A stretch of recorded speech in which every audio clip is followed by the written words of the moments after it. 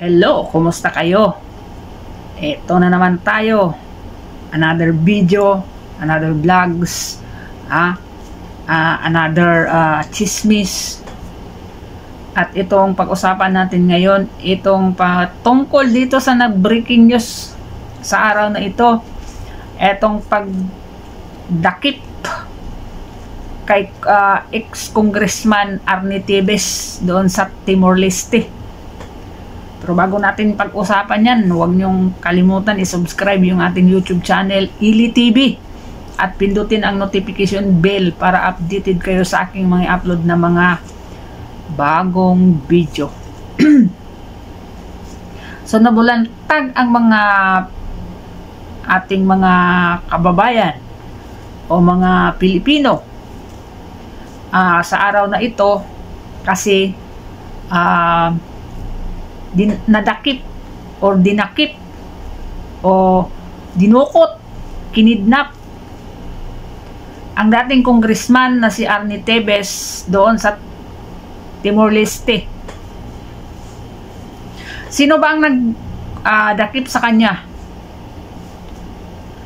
Yung mga ano doon, no, police ba yun o basta ano daw yun is sa ano ng embassy ba yun? Yun ang nagdakip sa kanya doon. Pero hindi naman mga Pilipino yun, mga taga doon din. No, kung ano sa ano yun, gobyerno doon, hindi gobyerno sa Pilipinas. Pero alam naman natin na matagal na yung kaso na yan, matagal na yan nilang inantay si Tevez sa Pinas, diba? Sabi nila malapit ng uwi, nagready na sila sa pagdating ni Arnie Tevez. Matagal na yan eh, pero hanggang ngayon hindi pa nakauwi.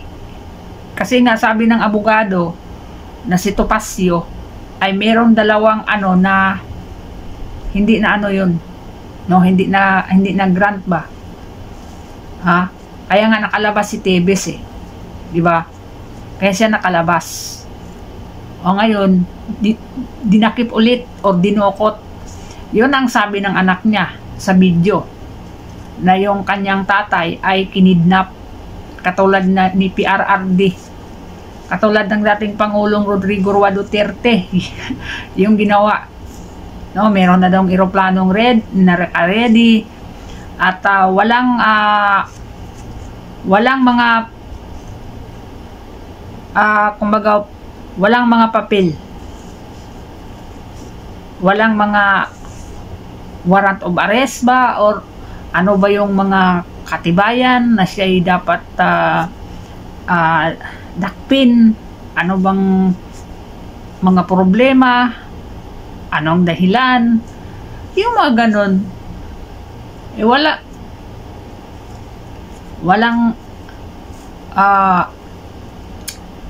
Walang justice. Palagi namang ganyan, no?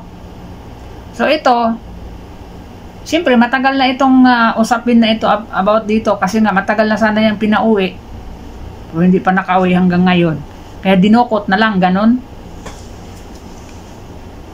Hindi naman tama yun, no? Pilitin ninyo yung tao na kung pwede pa lang ninyo kaladkarin, talian sa liig at hilain, gagawin ninyo para lang talaga masabi na meron kayong ginawa. Hindi naman makapugi points sa inyo yan eh. Katulad niyong pagdakip kay Tatay Digong, pagkidnap kay Tatay Digong, pagpa-impeach kay Inday Sara, pag balahura sa simbahan ni Pastor Kibuloy, nakapugi points ba sa inyo yun nung eleksyon? Hindi. At nakapabagsak pa sa inyo yun nung eleksyon. Lalong-lalo na sa mga kandidato ni Bongbong Marcos. Mayroong bang nanalo? Wala. Yun yung resulta sa mga ginagawa ninyo.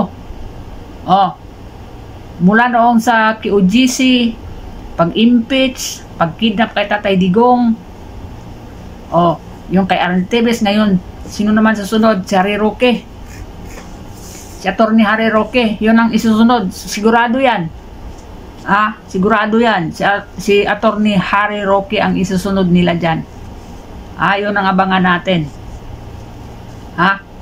Kasi ginaano na nga nila ngayon yung passport ni Harry Roque, na may 3 daw ang passport si Harry Roque. Pero sabi ni Attorney Harry Roque, yung dalawa niyang, yung iba niyang passport ay hindi na gumagana.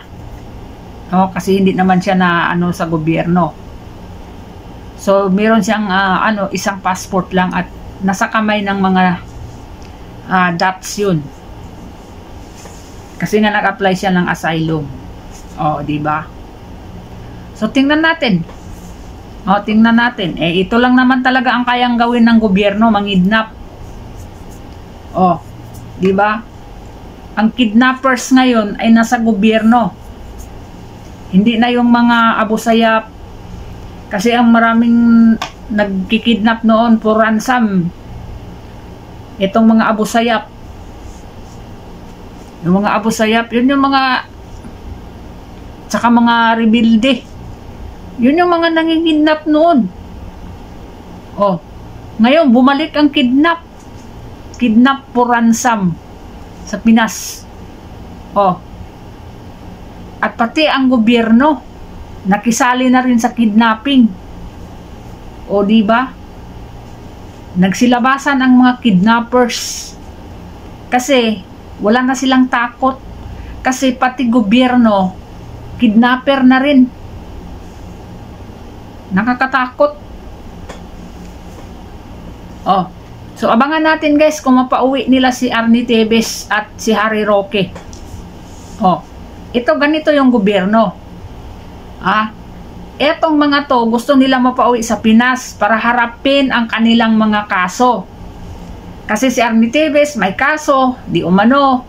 Si Harry Roque may kaso di umano dahil dyan sa Pugo. At sa yung mga trafficking na yan. Gusto nilang makauwi kasi harapin ang kanilang mga kaso. Pero ang dating Pangulo, pinadala nila sa dahig na walang kaso, walang nag-file ng kaso, doon nila pasagutin sa ICC na wala namang kaso. Walang kaso sa Pilipinas. Tapos, kinidnap, dinala sa dahig para harapin yung kaso doon. Sinong nag-file ng kaso doon sa ICC? Ngayon, gumagapang sila. Gumagapang sila sa Pilipinas, naghanap ng ebidensya. Ang balita, mayroong gumagapang doon sa Davao. Maghanap ng ebidensya para idiin si Digong. Nako. Pati mga pulis, mga retired general, tinatakot di umano para tumistigo against kay Tatay Digong. Nakita ba ninyo yung absentee voting? Mga sundalo yon, mga pulis. Duterte pa rin ang binoto nila. So, ibig sabihin, yung mga men in uniform ay loyal pa rin sa mga Duterte yan. Kaso lang, hindi talaga sila ngayon kasi iba yung Pangulo. Pero dyan mo makita yung loyalty nila sa nung eleksyon na Duterte pa rin. So yun guys, abangan natin. Si Tevez at saka si Harry Roque gusto nilang pauwiin. Pero yung dating Pangulo, pinadala nila sa dahig. Walang kaso. Wala namang nag-file ng kaso sa Pinas. Kasi kung may kaso si Tatay Digong sa Pinas, dapat doon niya hinarap yan sa Pinas, Pilipinas. Katulad nila Harry Roque na gusto nilang harapin yung mga kaso, dapat ganun din ang kay Tatay Digong.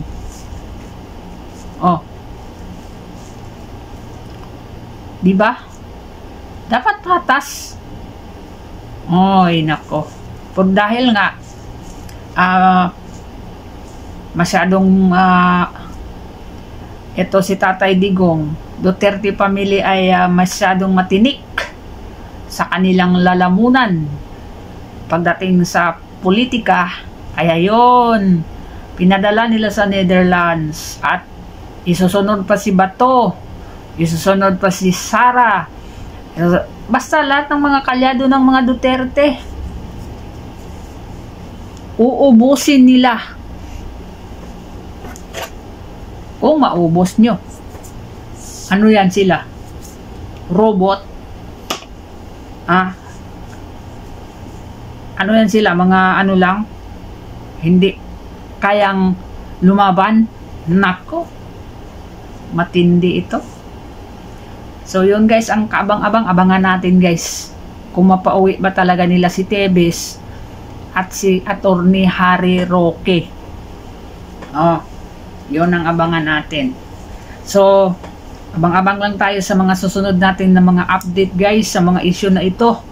Marami tayong abangan. June 2, mag-umpisa na yung impeachment. Yan, isa pa sa mga nakakaabang-abang. Ay, nako. O, diba? Yung uupo na prosecutor diyan sa impeachment ay isa si De Lima. Nako, hindi bagay.